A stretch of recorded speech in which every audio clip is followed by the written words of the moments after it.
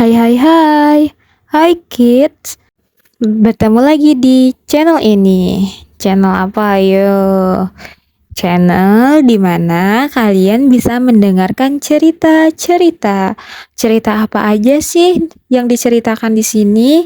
Cerita yang diceritakan di sini bisa saja cerita rakyat, cerita fabel, dan cerita yang ingin kamu dengar. Jika kamu ingin mendengar cerita lain, kamu bisa request di kolom komentar ya.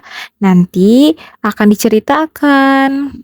Sebelum kita mulai, jangan lupa kalian untuk like, komen, dan follow channel ini. Kenapa? Karena dengan kalian like dan komen, juga follow, itu akan membuat aku menjadi lebih semangat dalam bercerita.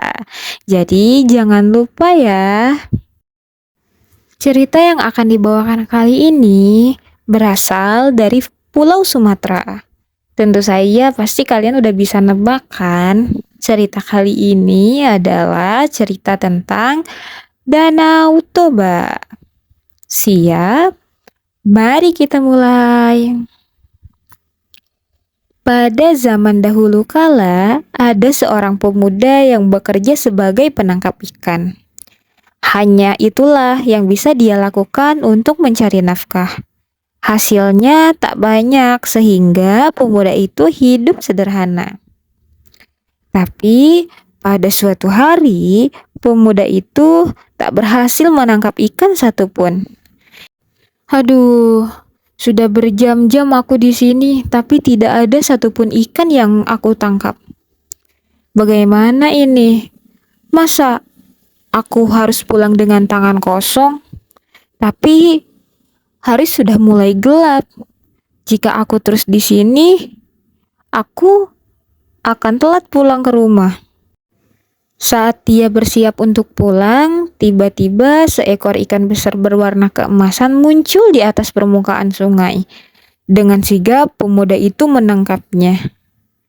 Hah, itu ikan sepertinya.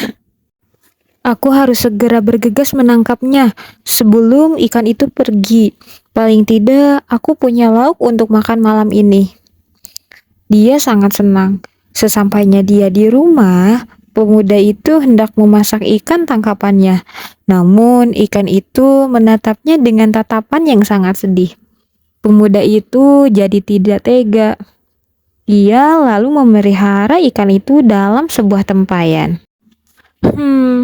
Aku lapar, tapi kenapa ikan itu menatapku seperti itu? Dia sepertinya sedih. Aduh, bagaimana ini? Aku simpan saja ikan itu di tempayan. Keesokan harinya, pemuda itu pergi untuk menangkap ikan lagi. Lagi-lagi dia tidak mendapatkan ikan. Dengan lesu, ia pulang ke rumah. Namun saat ia sampai, betapa terkejutnya dia saat melihat banyak hidangan lezat di rumahnya. Karena lapar, pemuda itu tak berpikir panjang. Dia melahap semua hidangan itu sampai habis. Hah? Banyak sekali makanan. Makanan ini berasal dari mana? Aku tidak punya teman dan tidak ada saudara di sini. Gak apa-apa lah. Aku makan saja. Aku lapar. Sejak saat itu, setiap hari selalu tersedia hidangan lezat di rumah si pemuda itu. Hal ini membuat si pemuda sangat penasaran. Siapa yang memasak makanan ini untukku? Aku penasaran siapa orangnya. Dia memutuskan untuk mengintip siapa yang menyediakan semua makanan itu untuknya. Sepertinya aku harus mengintip siapa yang memasakkan makanan sebanyak ini untukku. Saat mengintip, dia melihat seorang gadis yang cantik sekali sedang memasak. Dalam sekejap, ia pun jatuh cinta pada gadis itu. Pemuda itu melompati jendela dapur dan melongo ke tempat yang berisi ikan. Apakah kau ikan yang kupelihara? Dia bertanya. Gadis itu terkejut karena dia tidak menyangka bahwa pemuda itu memergokinya.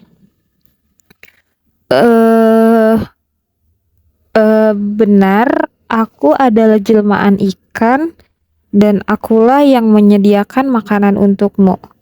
Si pemuda itu lalu meminta gadis itu untuk menjadi istrinya. Begitu rupanya. Baiklah, maukah kamu menjadi istriku? Tapi apa? Aku mau, tapi aku harus menjaga rahasiaku, dan kau juga harus menjaga rahasiaku. Jangan bilang pada siapapun bahwa aku adalah seekor ikan. Bahkan pada saat kita nanti punya anak, kamu jangan memberitahu kepada anak kita bahwa aku adalah manusia ikan. Sahut gadis itu. Si pemuda itu setuju, lalu akhirnya mereka menikah dan dikaruniai seorang anak laki-laki. Tetapi anak lelaki mereka itu suka sekali makan.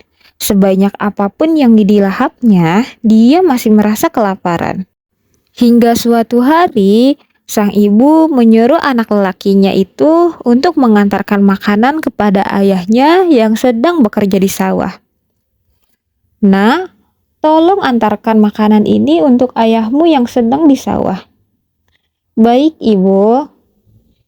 Ingat, makanan ini untuk ayahmu, bukan untukmu. Jadi, jangan sampai kau memakannya. Baik, ibu. Sang anak pun pergi untuk mengantarkan makanannya. Namun, dalam perjalanan, dia sangat merasa kelaparan. Aduh, aku lapar sekali. Tapi ibu melarangku untuk memakan ini. Tapi aku lapar. Mungkin ayah juga bisa mengerti. Kalau aku lapar, bagaimana aku bisa sampai ke sana? Aku akan makan sedikit saja makanan ini, dan aku akan mengantarkannya pada ayah. Dia pun memakan makanan itu, tapi karena merasa sangat lapar, dia menghabiskan seluruh makanan itu. Aduh, makanannya habis. Bagaimana ini? Semoga ayah tidak marah. Dia pun melanjutkan perjalanan untuk menemui ayahnya. Hei nak, di sini, ayah di sini, kemarilah. Sang anak pun menghampiri ayahnya. Dan ia memberikan tempat bekal kepada ayahnya. Ayahnya sangat merasa lapar karena dia seharian telah bekerja di sawah. Pada saat ia membuka tempat makan itu, dia terkejut karena makan siangnya telah habis. Karena dia sedang lelah dan lapar, akhirnya dia marah. Kenapa kamu makannya banyak sekali? Dasar anak ikan. Si anak terkejut mendengar gumam ayahnya itu. Dia menangis dan melapor pada ibunya. Ibu, kenapa nak? Ibu, kata ayah, aku adalah anak ikan, ibu. Benarkah itu? Sang ibu sedih karena suaminya mengingkari janjinya. Saat suaminya pulang, dia pun berpamitan. Kau telah mengingkari janjimu, maka aku akan kembali ke alamku bersama anakku. Dia lalu mengajak anaknya keluar dari rumah dan berdiri di tanah lapang. Saat itu hujan perlahan turun dan semakin lama semakin deras. Dan tepat saat petir menyambar, keduanya menghilang. Setelah hujan reda, dari tempat ibu dan anak itu berdiri tadi, muncullah sebuah mata air yang cukup deras. Airnya terus mengalir hingga membentuk sebuah danau yang luas. Danau itulah yang sampai sekarang disebut dengan Danau Toba. Tamat.